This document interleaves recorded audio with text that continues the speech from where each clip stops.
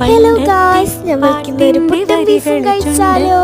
തേൻ തുള്ളിയായി പണ്ടത്തെ പാട്ടിന്റെ വരികൾ ചുണ്ടത്ത് തേൻ തുള്ളിയായി. കൽക്കണ്ട കുന്നിന്റെ മുകളിൽ കാക്കാച്ചി മെയ്യുന്ന തണലിൽ. കൽക്കണ്ട് കുന്നിന്റെ മുകളില് കാക്കാച്ചി മെയ്യുന്ന തണലിൽ. ഊഞ്ഞാലേ പാടിപ്പോയി,